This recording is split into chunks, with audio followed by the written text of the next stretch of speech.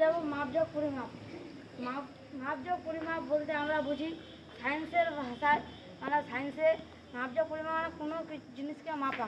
যেমন কেউ চাল নিতে গেছে, তো ওর কাছে 2 কেজি চাল নিবে, ওর কাছে আছে 1 কেজি, তো কী করবে 1 কেজি প্রথমে মাপবে, তারপর আবার এক কেজি চড়াবে, হলো 2 কেজি।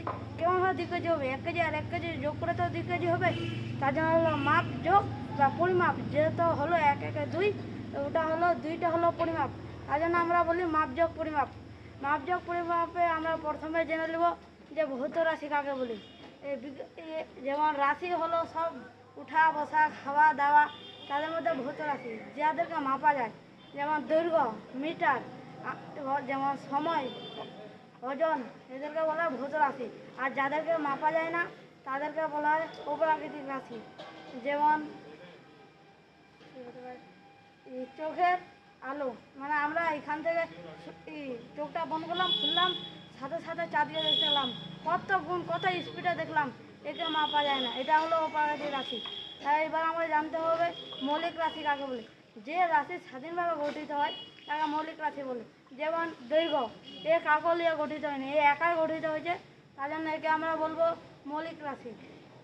আরেকজন আছে লব্ধ রাশি, যে রাশি মৌলিক রাশির সাহায্য নিয়ে, মৌলিক রাশির সাহায্য না, তার জন্য ক্ষেত্রফল।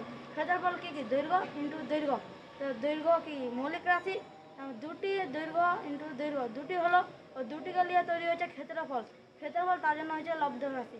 এদেরকে বিজ্ঞানিকরা সার্টিফিকেট দিয়েছে 60টিকে রাশিগুলিকে, আর একককেও দিয়েছে 60টি। রাশিগুলি হলো দৈর্ঘ্য, ভর, সময়, তাপমাত্রা, তড়িৎ প্রবাহ, দীপন পারগল্য, পদার্থের পরিমাপ। আর এককগুলি হলো মিটার, কিলোগ্রাম, আম্পিয়ার, ক্যান্ডেলা, মোল, এগুলি হলো একক। তারপর এবার আমরা জানতে হবে মৌলিক একক কাকে বলি। যে একক স্বাধীনভাবে উঠে যায় তাকে মৌলিক একক বলি। তারপর লব্ধ একক, যে একক মৌলিক একক স্বাধীনভাবে উঠে তাকে লব্ধ একক। যেমন আমরা এবার জানতে হবে যে একক পদ্ধতি কী কী। একক পদ্ধতি আছে 2 ধরনের, একটা হলো এসআই আর একটা হলো সিজিএস। এসআই আমরা জানবো এসআই কী কী। এসআই হলো, এর মানে হলো এমকেএস, আর সিজিএস এর মানে হলো সিজিএস।